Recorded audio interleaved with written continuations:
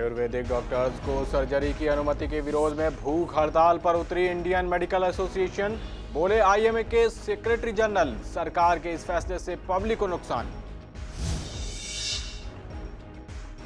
पूर्वी दिल्ली में नजदीक आ रहा उपचुनाव की वोटिंग का दिन, सभी पार्टियां कर रही अपनी अपनी जीत का दावा।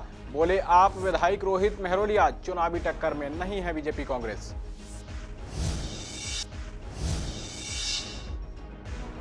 मंडावली में ट्यूशन पढ़ाने वाले टीचर ने बच्चों को लगाया इंजेक्शन, कहा इससे तेज हो जाएगा दिमाग। ट्यूटर को हिरासत में लेकर पूछताछ कर रही पुलिस।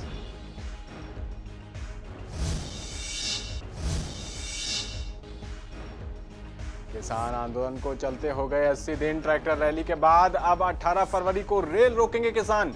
बोले आंदोलन संचालक मलूक सिंह, रणनीति बनाने में जुटा है मोर्चा।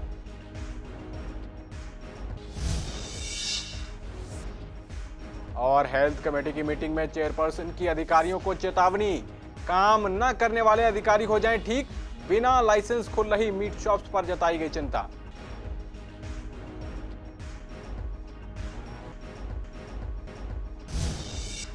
नमस्कार, आप देख रहे हैं पूर्वी दिल्ली खास और मैं हूं आपके साथ पवन पांडे। बड़ी खबर के साथ बुलेटिन की शुरुआत करते हैं। आयुर्वेदिक डॉक्टर्स को केंद्र सरकार द्वारा सर्जरी करने की अनुमति देने के फैसले के खिलाफ एलोपैथिक डॉक्टर्स का विरोध प्रदर्शन जारी है। इंडियन मेडिकल एसोसिएशन इस फैसले के विरोध में भूख हड़ताल पर उतर आई है। इस बारे में डॉक्टर गौतम सिंह ने सीसीएन से बात करते हुए कहा है कि मिक्सोपैथी के विरोध में डॉक्टर्स इसलिए हैं क्योंकि आयुर्वेदिक डॉक्टर्स को सर्जरी करने को कह दिया गया। उन्होंने कहा कि बाकी डॉक्टर्स इंटर्नशिप करते हैं, ब्रांच डिसाइड करते हैं और 20-25 साल में एक डॉक्टर बन पाता है, लेकिन सरकार ने आयुर्वेदिक डॉक्टर्स को ऑपरेशन करने को कहा है, जबकि आयुर्वेदिक डॉक्टर्स इतने कम समय में ट्रेंड होकर ऑपरेशन कर पाने के लिए सक्षम नहीं होंगे। वहीं इस बारे में बात करते हुए डॉक्टर गोयल का कहना है कि जिस काम में 10 साल का समय लगता है उसके लिए 1-1.5 साल में सर्जरी की ट्रेनिंग देकर 58 प्रकार की सर्जरी की अनुमति देना सरकार का गलत फैसला है। इसमें जनता का नुकसान है और इंडियन मेडिकल एसोसिएशन के सेक्रेटरी जनरल डॉक्टर जयेश लेले ने कहा है कि इस मुद्दे पर आईएमए ने केस दायर कर रखा है, लेकिन सरकार कोई वार्तालाप नहीं कर रही। सरकार के इस फैसले से पब्लिक को नुकसान होगा। सीसीआईएम ने एक नोटिफिकेशन निकाला है जिसके अनुसार 58 सर्जरी जैसे कि कैटरेक्ट है या ईएनटी सर्जरी है या एब्डोमिनल सर्जरी है, इस तरह की सर्जरी को कुछ बीआईएमएस को अलाउ किया है। मुझे लगता है कि एलोपैथिक डॉक्टर्स को आई सर्जरी या ईएनटी सर्जरी या एब्डोमिनल सर्जरी के लिए अलग से एमएस करनी पड़ती है और इसमें करने में, सीखने में, एक्सपर्टीज़ करने में 10 साल का समय लगता है। तो ये सीसीआईएम द्वारा 1.5 साल में इनको ट्रेन कर मुझे लगता है कि जनता को नुकसान हो सकता है। इसीलिए मेरा तो ये मत है कि मिक्सोपैथी नहीं होनी चाहिए। हमको आयुर्वेदिक को भी बढ़ावा देना चाहिए, उसकी आरएनडी में ज़्यादा खर्चा लगाकर होम्योपैथी को भी बढ़ावा देना चाहिए, एलोपैथिक को भी बढ़ावा देना चाहिए और एविडेंस बेस्ड मेडिसिन होनी चाहिए जिसमें कि एविडेंस हो कौन सी चीज़ सही है, कौन सी गलत है, तब जाकर प्योरिटी ऑफ मेडिसिन रहेगी।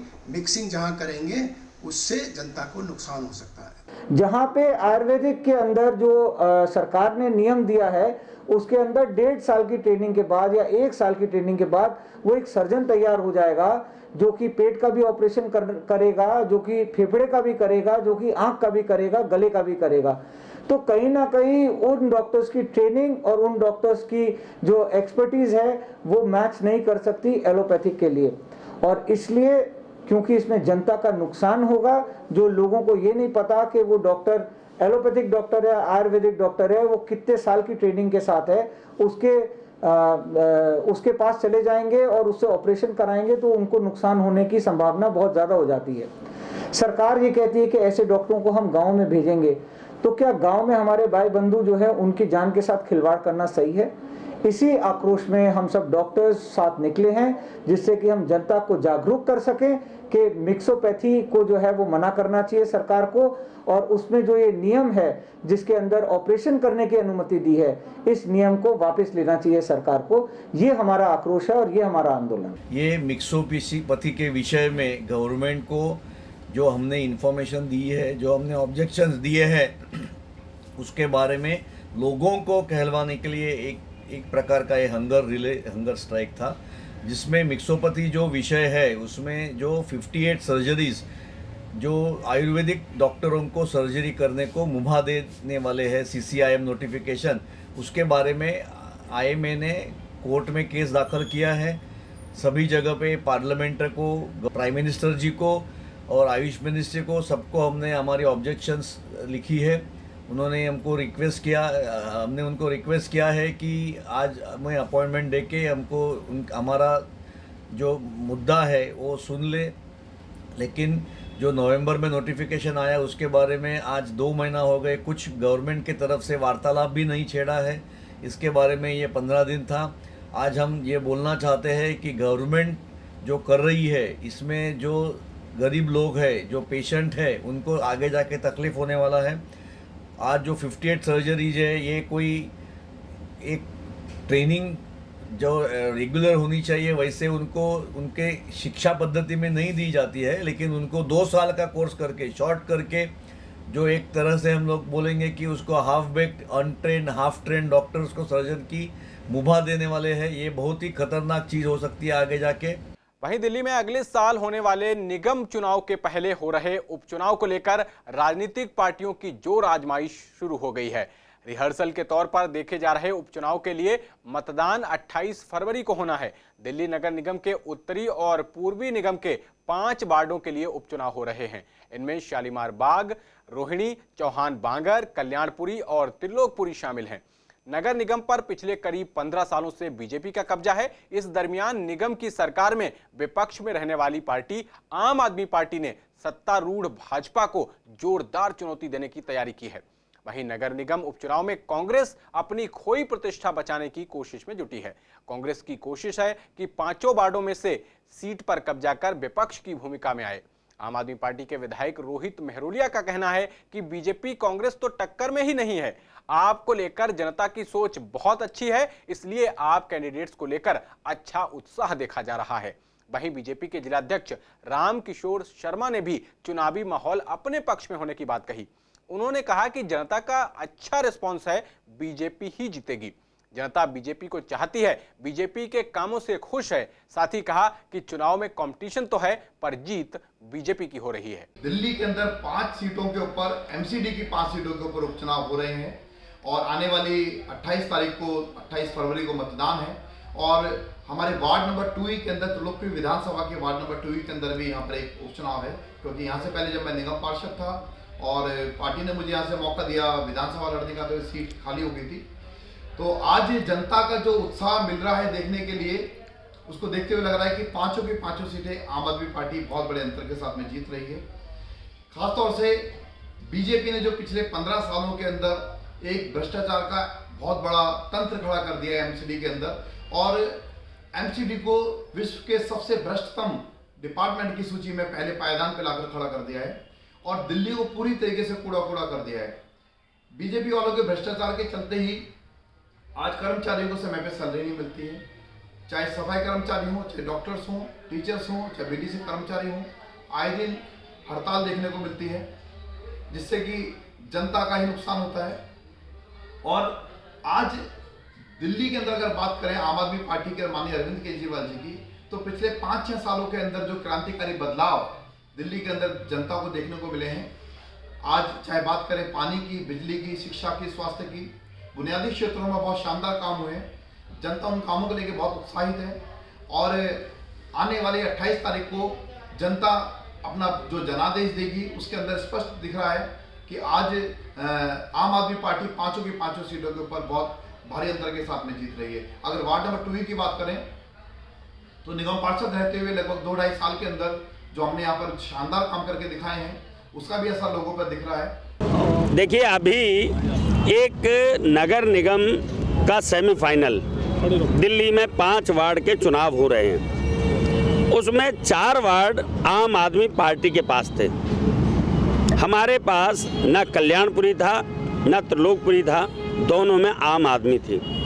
अब ये जो परिणाम आ रहे हैं, निश्चित रूप से आप 28 तारीख को चुनाव है और 30 और 31 में आपके सामने नतीजे आ जाएंगे, तो आपको दिखेगा 1 और 2 को नतीजे आएंगे। निश्चित रूप में आपको दिखेगा कि जब भारतीय जनता पार्टी ऐसे क्षेत्र से भी अपने उम्मीदवारों को जिताकर लाएगी, क्योंकि निश्चित रूप से जब हम वहाँ प्रचार में जा रहे हैं तो लोग एक बात कह रहे हैं कि अब हमको लगता है कि मोदी जी के पार्टी के उम्मीदवारों को ही हमें वोट देना चाहिए, क्योंकि मोदी जी देश के लिए वो काम कर रहे हैं जो अब से पहले किसी सरकार ने नहीं किए। भी नजर आ रहा है, कुछ कंपटीशन भी लग रहा है। नहीं, कंपटीशन निश्चित है, क्योंकि छोटा चुनाव है। कांग्रेस भी वहाँ चुनाव लड़ रही है, बहुजन समाजवादी पार्टी भी चुनाव लड़ रही है, आम आदमी पार्टी भी चुनाव लड़ रही है और भारतीय जनता पार्टी भी चुनाव लड़ रही है। वहाँ पर 4-5 पार्टियाँ चुनाव लड़ रही हैं। लेकिन जो भी आपने कहा तैयारियों के विषय में, निश्चित रूप से हम तो चुनावी मोड में हैं, हम इलेक्शन मोड में हैं। हमारे कार्यकर्ता 24/7 काम करते हैं। हमारा विषय दूसरी पार्टियों जैसा नहीं है। हमारे पास कैडर है, हमको किराए के लोग नहीं लेने पड़ते। आम आदमी पार्टी अब ये बहुत पढ़ी लिखी बच्चियों को पर डे 1000 रुपये रोज पर अभी से वो हायर कर रहे हैं। लेकिन हमारे पास हमारी बहनें जो 24 घंटे इस राष्ट्र के लिए समर्पित हैं, भाजपा के लिए समर्पित हैं, वो हमारे साथ हैं, हमारे भाई साथ हैं, तो हमें किराए की आवश्यकता नहीं है। तो खबरों में आगे बढ़ते हैं। मंडावली इलाके में बच्चों को इंजेक्शन लगाने का मामला सामने आया है। इलाके के बच्चों का आरोप है कि उन्हें ट्यूशन पढ़ाने वाले टीचर ने दिमाग तेज करने का इंजेक्शन लगाया है। इस मामले का पता जब बच्चों के परिजनों को चला तो उन्होंने मामले की शिकायत मंडावली थाना पुलिस से की। इसके बाद पुलिस ने शिकायत दर्ज कर मामले की जांच शुरू कर दी। मिली जानकारी के मुताबिक आरोपी टीचर को हिरासत में लेकर पूछताछ की जा रही है। आपको बता दें कि ग्रेजुएशन की पढ़ाई करने वाला संदीप नाम का एक ट्यूटर मंडावली चौक स्थित एक मकान में आसपास के बच्चों को मुफ्त ट्यूशन पढ़ाया करता था। आज एक बच्चे ने अपने परिजनों को बताया कि टीचर ने उसे एक इंजेक्शन लगाने को दिया है और कहा है कि ये इंजेक्शन लगाने से उसका दिमाग तेज हो जाएगा और वो सही ढंग से पढ़ सकेगा। बच्चे की इस बात से परिजन घबरा गए और उन्होंने मामले की शिकायत मंडावली थाने में की। इसके बाद कई बच्चों ने पुलिस को बताया कि उन्हें भी इंजेक्शन लगाया गया है। फिलहाल मंडावली थाना पुलिस ने कई परिजनों और बच्चों से पूछताछ करके आरोपी और उसके एक साथी को हिरासत में ले लिया है और उससे पूछताछ जारी है। कुछ नहीं, वही एक लड़का था, उनने बोल दिया तो ऐसी चौक पे बात फैल गई सुई लगाने की कि हमें इंग्लिश सेक्शन पढ़ाया जाता था तो उसमें बच्चों को जल्दी याद नहीं होता था। 100 करीब 6-7 दिन में 100 वर्ड याद होने पर लगते थे, तो उसी के लिए भैया ने हमें लगाया ताकि जल्दी जल्दी अपनी स्पीड को बढ़ा सके और जल्दी जल्दी हर चीज़ को। हाँ, याद कर लेता हूँ मैं जल्दी हर चीज़ को। जो बच्चा पढ़ नहीं पाता ना, उन्हीं को लगाया था। सर, मेरा लड़का बगल में ट्यूशन पढ़ने जाता था। वहाँ पर जो ट्यूशन पढ़ाने वाला जो इसका टीचर था, वो पढ़ाई के साथ साथ इन बच्चों को इंजेक्शन के भी लगाया करता था, जो कि इंजेक्शन मेरे बच्चे के स्कूल के जो बैग है उसमें से बरामद हुआ। जब मैंने उससे सख्ताई से पूछताछ करी तो उसने बताया कि जहाँ मैं ट्यूशन पढ़ता हूँ वो भैया मुझे लगाते हैं और ये इंजेक्शन जो है दिमाग बढ़ाने की और हाइट बढ़ाने की है, जो कि सर मुझे गलत लगा और मैंने इस बात की सूचना अपने मकान मालिक को दिया। सर, मैं गया तो नहीं हूँ, लेकिन इन बच्चों के मुंह से सुना हूँ कि वहाँ पे लगभग 20 बच्चों आसपास थे, वहाँ लड़कियाँ भी थी। सर, जो भैया ट्यूशन पढ़ा रहे थे वो बच्चों को इंजेक्शन दे रहे थे, तो उन्होंने मेरे को भी दिया था लगाने को, पर मैं लगाया नहीं, अपने पेरेंट्स को दे दिया और पेरेंट्स ने यहाँ पे कंप्लेंट कर दी। इंजेक्शन क्यों दिया था आपको, क्या कहा? सर, वो बता रहे थे इंजेक्शन से दिमाग तेज होगा और हाइट बढ़ेगी। तो कृषि कानूनों के खिलाफ गाजीपुर बॉर्डर पर किसानों को आंदोलन करते हुए 80 दिन से ज्यादा हो चुके हैं और बॉर्डर पर किसानों का जवाबड़ा जस का तस है। ट्रैक्टर रैली, किसान पंचायत के बाद किसानों ने अपना विरोध जताने के लिए अब 18 फरवरी को रेल रोकने की रणनीति बनाई है, जिस पर हमने गाजीपुर बॉर्डर पर चल रहे आंदोलन के संचालक मलूक सिंह से बात की। मलूक सिंह का कहना है कि 18 फरवरी को रेल रोको रणनीति के तहत गांव-गांव से समर्थन मिल रहा है और संयुक्त किसान मोर्चा इस कार्यक्रम की पूरी रणनीति और रूपरेखा बना रहा है। वहीं बॉर्डर पर आ रहे किसानों को कृषि कानूनों के बारे में युवाओं द्वारा जानकारी दी जा रही है। हम खड़े हैं हमें एक बॉर्डर पर। जब मैं बॉर्डर की बात करूं तो आपके मन में आता होगा भारत चीन का बॉर्डर या भारत पाकिस्तान का बॉर्डर। मैं अपनी इस तरफ दिखाना चाहूँगा, लेकिन ये वो बॉर्डर नहीं, भारत चीन बॉर्डर नहीं, भारत पाकिस्तान बॉर्डर नहीं, ये है गाजीपुर बॉर्डर, जहां किसान लगभग 80 दिनों से प्रोटेस्ट पे बैठे हुए हैं, अपनी मांगों को लेकर 3 कानून के खिलाफ बैठे हुए हैं। दिल्ली से गाजीपुर आना या दिल्ली से गाजियाबाद आने के लिए आपको काफ़ी मशक्कतों का सामना करना पड़ सकता है या खासकर पैदल चलना पड़ सकता है, लेकिन व्हीकल लेके ये बॉर्डर क्रॉस नहीं कर सकते। गाजीपुर बॉर्डर पर हमारे साथ बात करने के लिए गाजीपुर बॉर्डर के संचालक मौजूद हैं, उनसे जानते हैं। सर, आप 18 तारीख को एक रेल रोको अभियान कर रहे हैं और क्या कुछ अभियान और किस तरीके से तैयारियां उसकी? जो मोर्चे द्वारा फैसला लिया गया है 18 तारीख का रेलवे रोकने का, तो इसकी तैयारियां जो है बहुत ज़बरदस्त तरीके से हमारे जो गांव स्तर पर कमेटियां बनाई गई हैं और जो हमारे जितने भी सीनियर लोग हैं वो लगातार गांव-गांव में जाकर सारे किसान भाइयों से मीटिंगें कर रही हैं, बड़ी-बड़ी पंचायतें हो रही हैं और ये जो आंदोलन चल रहा है इसको मजबूत करने के लिए ये जो सरकार जो है अभी तक जो है किसानों के खिलाफ लगातार जो है बयानबाजी भी कर रही है और इनकी सुनवाई नहीं कर रही है, इसको और गति देने के लिए लगातार जो है प्रयास किए जा रहे हैं। और 18 तारीख को जो मोर्चे द्वारा एक ट्रेन रोकने का जो आह्वान किया गया उसकी बहुत बड़े स्तर पर तैयारी की जा रही है और ये पूरे भारतवर्ष में होगा। आप ये समझ सकते हैं कि पूरे भारतवर्ष की जनता जो है इस आंदोलन के साथ लग गई है। जो सरकार ने जो किसान विरोधी कानून बनाए हैं और ये किसानों के साथ साथ आम जनता के विरोध में भी ये कानून है, उन पर भी ये बहुत बड़ा जो है अटैक करेंगे ये कानून। इसीलिए पूरे भारतवर्ष की जनता जो है किसानों के साथ उतरेगी 18 तारीख को, ये हम लोगों को पूरा भरोसा है। और हमारे जो भारतीय किसान यूनियन के जो है जितने भी हमारे कार्यकर्ता हैं जो यहाँ पर हमारे बीच में किसान भाई बैठे हैं, देखिए यहाँ पर जो है एक बहुत ही बढ़िया तरीके से एक योजना बनाई गई है। हमारे किसान भाई यहाँ पर लगातार पहुँचते हैं, कुछ दिनों तक वो स्टे करते हैं। ग्रामों में जो है जगह जगह शहरों में कमेटियाँ बना दी गई हैं, लोग यहाँ पर आते हैं, फिर वो कुछ दिन रहते हैं, दूसरे आ जाते हैं, फिर ये जाते हैं। और जो भी 18 तारीख को गांव में शहर में रहेंगे वही वहाँ पर जो है उस दिन जो आंदोलन जो एक तारीख तय की गई है ट्रेन रोकने की, उसमें भागीदारी उनकी रहेगी बहुत बड़े स्तर पर। इनका साफ तौर पर कहना था कि 18 तारीख का प्लान पूरी तरीके से तैयार है, जो संयुक्त मोर्चा तय करेगा उस हिसाब से उस पर कार्रवाई की जाएगी, उस हिसाब से ट्रेन रोको या रेल रोको जो कार्यक्रम है वो किया जाएगा। फिलहाल गाजीपुर बॉर्डर पर जो किसान आ रहे हैं और जिनको इस बिल के बारे में जानकारी भी नहीं है उनके लिए किताब भी छापी गई है। इस किताब द्वारा जानकारी दी जा रही है। किताब है मनुष्य का रोटी से रिश्ता तोड़ने वाला तीनों कानून। इस कानून के द्वारा ये जानकारी भी दी जा रही है। जो कुछ नेता हैं या कुछ जो किसान आ रहे हैं जिन्हें पूरी तरीके से इस बिल के बारे में नहीं पता, ये किताब ये बॉर्डर पर ही प्रोवाइड करवाई जा रही है और उन्हें पढ़ने के लिए दी जा रही है। कैमरामैन महेंद्र बोरा के साथ एहरार चौधरी, सीसी। पूर्वी दिल्ली नगर निगम की हेल्थ कमेटी की मीटिंग में केजरीवाल सरकार से मेडिकल फील्ड में बजट मांगने की मांग उठी है। बीजेपी पार्षद अजय ने मीटिंग में ये मांग उठाकर स्वामी दयानंद हॉस्पिटल की मरम्मत करने की बात कही। दूसरी ओर बीजेपी पार्षद रीना ने बिना लाइसेंस खोल रही मीट की दुकानों पर चिंता जताई और कार्रवाई करने की बात कही। वहीं आम आदमी पार्टी की पार्षद गीता रावत ने गायों का दूध निकालकर सड़कों पर खुला छोड़ देने वालों पर एक्शन की मांग की है। दीपक मल्होत्रा ने वार्ड में खुली डेयरियों को बंद करने के लिए सीलिंग टीम भेजने को कहा, जिसके बाद हेल्थ कमेटी की चेयरपर्सन कंचन माहेश्वरी ने पार्षदों को आश्वासन दिया। साथ ही कहा कि पार्षदों की हर समस्या पर काम होगा और अधिकारियों पर भड़कते हुए चेतावनी भी दी। उन्होंने कहा कि अधिकारियों की काम करने की मंशा नहीं है, आगे से कोई अधिकारी अगर काम नहीं करेगा तो उसको शो कॉज नोटिस तैयार मिलेगा। देखिए, जो आपने एनक्रोचमेंट का प्रश्न उठाया, एनक्रोचमेंट हो रही है, मैं भी मानती हूँ, पर जिस तरह से कोरोना आया उसके बाद जिस तरह से हमने सबको एक 10-10 हज़ार रुपये की निधि भी देना शुरू किया, तो इन सब कामों में जितने भी PHI वगैरह को भी लगाया गया ताकि अतिशीघ्र ये काम हो सके। और इसके लिए सभी को बोला भी गया, पर ये जितनी भी एनक्रोचमेंट है अभी थोड़ा सा हमें टाउन वेंडिंग कमेटी जो बन गई है उसके जो मेंबर्स हैं उनको हम यथा उचित स्थान पे जगह देने की कोशिश करेंगे और एनक्रोचमेंट को भी थोड़ा बहुत कम करने की मेरा प्रयास रहेगा।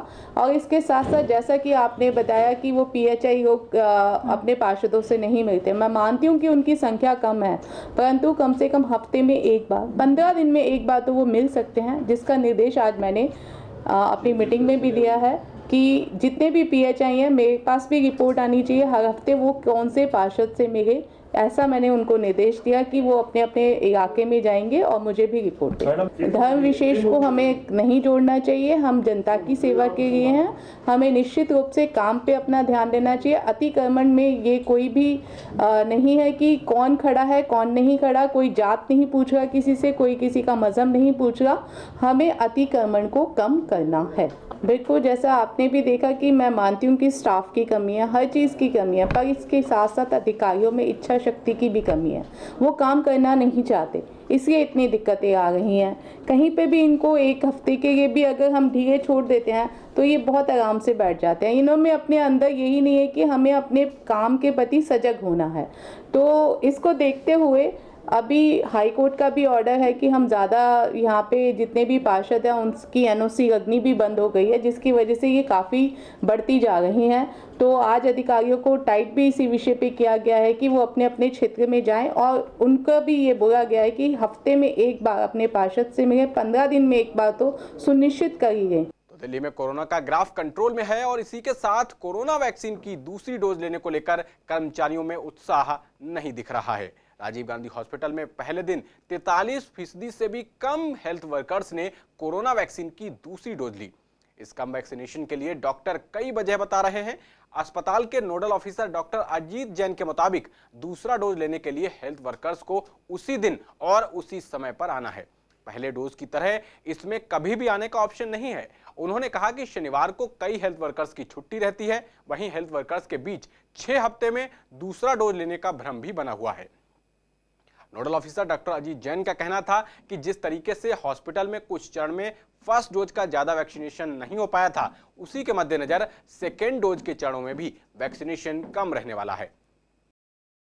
जिस दिन 16 तारीख को शुरू किया था हमने, तो उस दिन का नंबर बहुत ज़्यादा भी नहीं था, बट ये सेकेंड डोज का फिगर शाम तक हो सकता है डबल डिजिट में पहुंच जाए हमारा। एंड इन कमिंग डेज जैसे हमारा बाद में हम 100% से भी ज़्यादा अचीव किए थे टारगेट, तो ग्रेजुअली ये जो सेकंड डोज का है ये परसेंटेज भी काफ़ी बढ़ेगा हमारा। इसमें जैसे मेरे को 1-2 लोगों के फ़ोन आए थे, उन्होंने अपना कंसर्न शो किया था कि उनको बॉडी एक बहुत हुआ था, फीवर हुआ था और लगातार 2 दिन तक तकलीफ रही थी उनको, पेन। तो आउट ऑफ से 45 जो पेशेंट हमारे लगे, उनमें से सिर्फ 2-3 को ऐसा था कि हमारे को ये सब कुछ हुआ है तो क्या हम दोबारा डोज लगवा लें। तो वो मैंने उन्हें एडवाइस किया था कि हाँ लगवा लेना, क्योंकि ये जो साइड इफ़ेक्ट है, फीवर आना, बॉडी एक होना, ये अपने आप में ये दिखाता है कि वैक्सीन आपको काम कर रहा है और आपके अंदर एंटीबॉडीज़ बन रहे हैं। तो उनमें से एक को जिन्होंने मेरे को फ़ोन किया था, उनको तो अभी मैं मिला था, उन्होंने लगवाया अपना सेकंड डोज।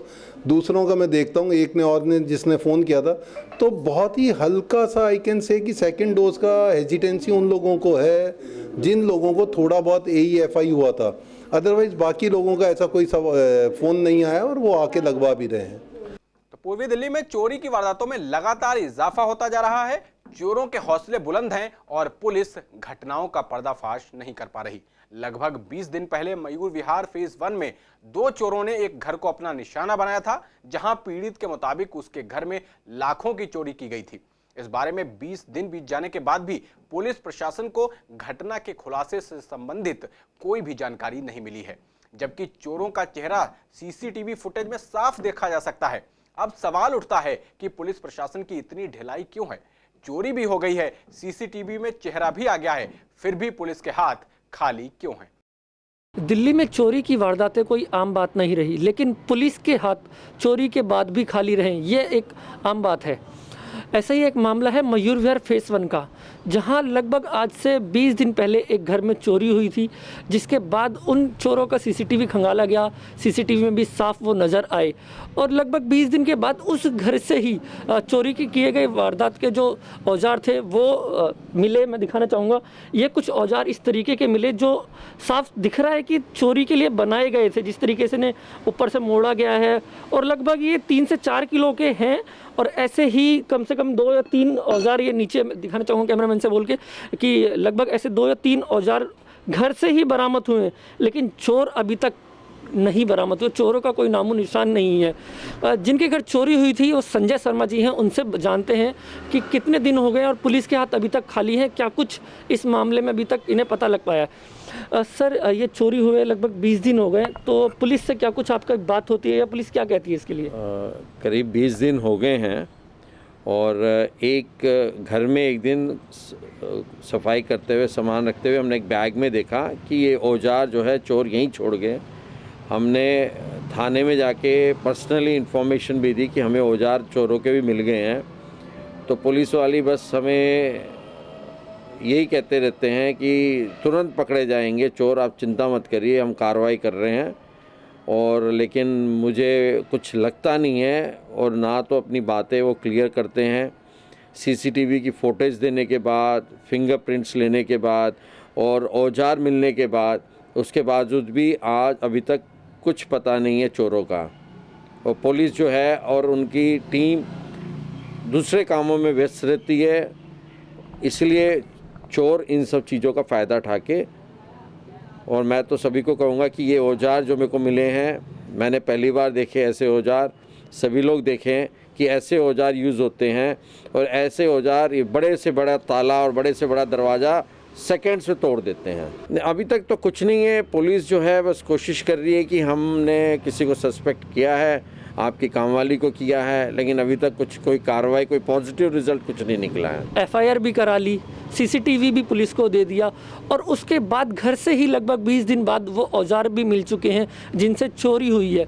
और यहाँ तक कि जो चोर थे उनके फिंगरप्रिंट्स भी मिले, उसके बावजूद भी पुलिस के हाथ खाली है।